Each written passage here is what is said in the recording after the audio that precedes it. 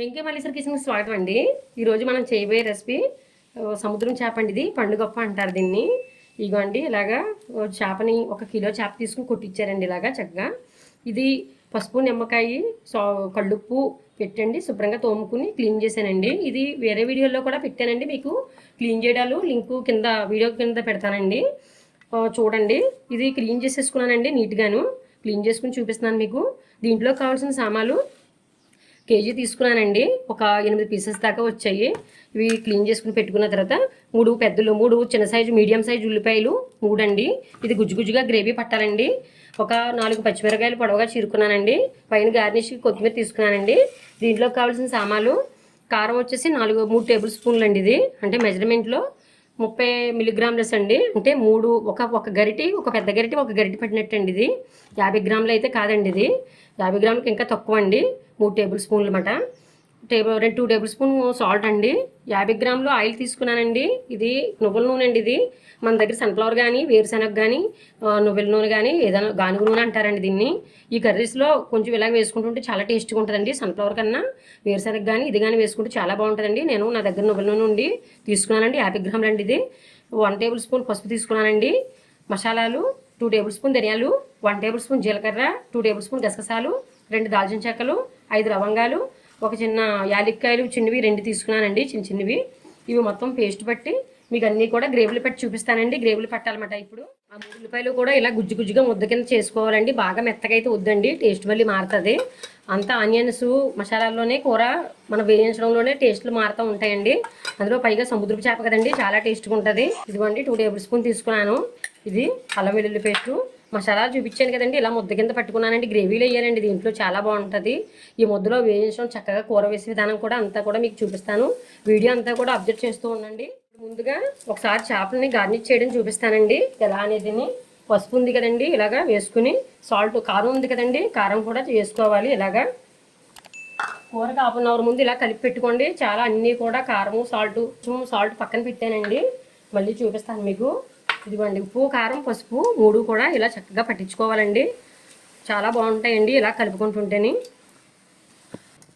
చూసారా, కారము పసుపు సాల్ట్ అన్నీ కూడా పట్టించాను. ఈ 10 నిమిషాలు కానీ మీకు టైం బట్టి చూసుకోండి, ఏం పర్లేదు. మీకు ఎలా చేసుకుంటుంటే అన్నీ కూడా పట్టి చాలా టేస్ట్గా ఉంటుందని నేను ఇలా చూపిస్తున్నాను. ఇలాగా చేసుకోవాలండి. ఇప్పుడు కూర వేయించడం చూపిస్తాను పదండి. స్టవ్ ఆన్ చేస్తున్నానండి. ఇప్పుడు ఒక కడాయి పెట్టుకున్నాను. వీటెక్కనిద్దామండి. కర్రీని 10 నిమిషాలు పక్కన పెట్టానండి. కారం కలిపిన తర్వాత చేపలని సాల్ట్ కారం బాగా అబ్జర్వ్ చేస్తుందని. ఇదిగోండి అయిపోతుంది, హీట్ అవుతుంది. స్టవ్ హీట్ ఎక్కిందండి. ఇప్పుడు ఆయిల్ వేస్తున్నాను. వంట దగ్గర అన్నీ కూడా అందుబాటులో పెట్టుకోండి. మీకు చక్కగా అన్నీ తయారు చేసేసుకుని ఇవి గ్రేవీలు అవి పట్టడం చూపించాను కదా, అన్నీ చేసుకోండి. ఇదిగోండి ఆయిల్ హీట్ ఎక్కుతుంది. ఇప్పుడు గ్రేవీ వేద్దామండి. Onion gravy. ఇదిగోండి ఉల్లిపాయ ముద్ద ఉంది కదా, ఇలా వేసుకోండి.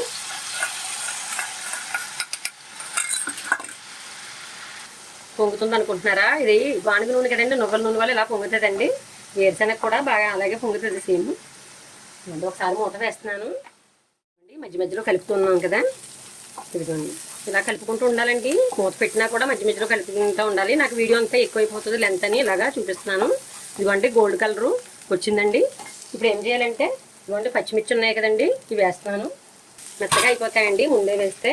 అల్లం వెల్లుల్లి పేస్ట్ కూడా ఉంది కదా, ఇది కూడా వేస్తున్నాను. ఆనియన్స్ అయితే బాగా మెత్తగా చేసుకోవద్దండి, చిన్న ముక్కలుగా కూడా వేసుకోవచ్చు. ఇలా ముద్దగా అయితే గ్రేవీ కింద ఉంటుందండి కర్రీ చక్కగాను. ఇవ్వండి గుజ్జుగానే కొట్టండి. మిక్సీలో చేసేటప్పుడు గుజ్జుగానే చేయించండి, బాగా మెత్తగా అసలు వేయించకూడదు. ఇదిగోండి అల్లం వెల్లుల్లి పేస్ట్ కూడా ఇలా వేయించుకోవాలండి దోరగా.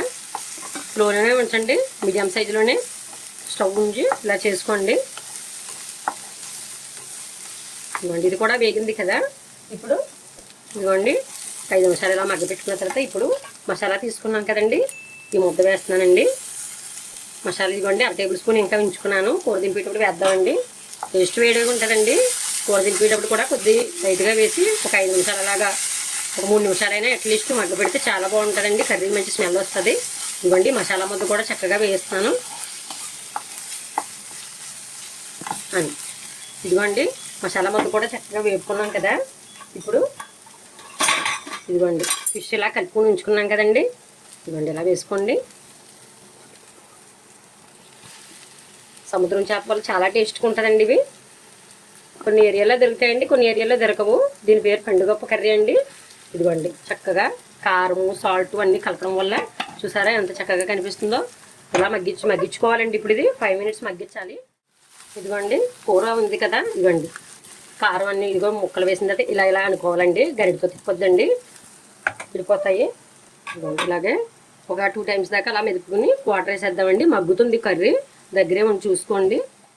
ఇదిగోండి 5 మినిట్స్ మగ్గింది కదండి, వాటర్ వేస్తున్నానండి. ఇదిగోండి 1 గ్లాస్ వాటర్ వేసాను, 10 గ్లాసులు. కొంచెం కారం వాటర్ ఉందండి, కొంచెం వాటర్ వేసాను ఇంకాను. ఇదిగోండి వాటర్ వేసి ఇంకా కారం ఉందండి, ఇది ఉంది కదా కలిపింది, ఆ గిన్నెలో కూడా వాటర్ వేసి కొంచెం ఇలా వేస్తున్నాను. వేస్ట్ చేయడం ఎందుకండి, కారం ఉంది కదా దాన్ని ఇలా వేసాను. వాటర్ మాత్రం ఎప్పుడు కూడా మేము ఎంత వేసుకోవాలని మీకు డౌట్ రావచ్చు. నేనైతే వాటర్ దాంట్లో మెజర్మెంట్లో రాయట్లేదండి, పైన అయ్యిని కర్రీ దగ్గర వాటర్ వేసుకోండి ఎప్పుడు కూడా. చూడండి, అబ్జర్వ్ చేయండి వీడియో. ఈ కర్రీ ఎప్పుడు కూడా ముక్కు ములిగేంత వరకు మాత్రం వాటర్ పోయాలండి ఏ కర్రీకైనాను. ఇప్పుడు చూడండి మీడియంలో పెట్టి స్టవ్ మూత పెడుతున్నానండి, మళ్ళీ చూపిస్తానండి. మధ్య మధ్యలో చూసుకుంటూ ఉండాలండి దగ్గరుండి. చూడండి ఉడుకుతుంది కదా, ఇదిగోండి మధ్య మధ్యలో ఇలాగా మూత తీసుకుని చూడాలండి. ఇదిగోండి దగ్గర అవుతుంది, అయిపోతుందండి. ఇప్పుడు 3 మినిట్స్లో అయిపోతుంది. మసాలా తీసుకున్నాం కదండి, మసాలా ఇప్పుడు వేస్తున్నాను. మళ్ళీని సాల్ట్ కూడా ఇప్పుడు చూసేసుకుందామండి. ఇప్పుడు కూడా కర్రీలకి మూత పెట్టే ముందే ఒకసారి సాల్ట్ కూడా చూసుకోవాలండి, కానీ ఎక్కువ వేయొద్దు, చూసుకుని వేసుకుందాం. కానీ ముక్కలు సప్పగా ఉంటాయండి, కొన్ని నేను ఇచ్చిన మెజర్మెంట్తో కరెక్ట్గా సరిపోతాయండి. గరిటెట్ తెప్పొద్దు. ఇదిగోండి ఇలాగ అనుకోవాలి. ఇదిగోండి ఇలాగ అనుకుంటే అంతా కలుస్తుంది. ఇదిగోండి మీడియంలోనే ఉంచండి స్టవ్. సాల్ట్ చూద్దామండి ఇప్పుడు ఒకసారి. సాల్ట్ అంతా కరెక్ట్గా సరిపోయిందండి. కూర కూడా దగ్గర అవుతుంది ఇంకాను, అప్పటికి ఇంకా దగ్గర అవుతుందండి. మాకైతే మేము వేసిన దానికి సరిపోతుందండి. మీరు ఎప్పుడు కూడా ఇలా మూత తీసుకున్న మధ్యలో ఒకసారి సాల్ట్ మాత్రం చూసుకోవాలండి, వెంబడే కలపొద్దు. అంటే కొంచెం వేసుకోండి కావాలితే, మీకు అవసరమైతేనే. అన్నీ చూసుకున్న తర్వాత మూత పెట్టుకోవాలండి ప్రతి కర్రీ కూడా, ఎందుకంటే ముక్కకు బాగా అబ్జర్వ్ చేస్తుందండి సాల్ట్. ఒకసారి మూత పెడతానండి, దింపే ముందు చూపించి ఉండండి. ఒకసారి కొంచెం కొత్తిమీర వేద్దామండి, టేస్ట్గా ఉంటుంది పైన. చాలా ఇలాగా సముద్రం చేప కదండి, చాలా బాగుంటుందండి, టేస్ట్ చాలా బాగుంటుందండి. పీసులు మూత పెడుతున్నానండి. చూడండి ఇదిగోండి అయిపోయింది. ఆయిల్ చూసారా పైకి లైట్గా తేలుతుంది, అయిపోయినట్టండి. ఇలా ఉంచుకోండి, ఒక 6-5 దాకా వస్తుందండి కర్రీ. ఇప్పుడు కొత్తిమీరతో గార్నిష్ చేస్తున్నానండి పైన. ఇలా వేసారు మళ్ళీ వేస్తున్నారు అనుకుంటారు, టేస్ట్ చాలా బాగుంటుందండి కర్రీలో కొత్తిమీర వేసుకునే కొద్దిగా బాగుంటుంది. చేపల కర్రీ కదండి. ఇదిగోండి ఇప్పుడు 1 నిమిషం మూత పెట్టి కట్టేసి మీకు సర్వ్ చేసి చూపిస్తానండి, అయిపోతుంది. చూసారా ముక్క పరంగా చక్కగా వచ్చిందండి. ఇదిగోండి ముక్క పరంగా రావాలండి. చూడండి ఎంత చక్కగా ఉందో. ఎగురు దగ్గర అయిపోతుంది, అందువల్లే కొంచెం మీరు జనం బట్టి దింపుకోండి. కర్రీ ఇలా దగ్గరగా గుజ్జుగా ఉంటే చాలా టేస్టీగా ఉంటుందండి కర్రీ. చూసారా ఫ్రెండ్స్ ఎంత చక్కగా కుదిరిందో.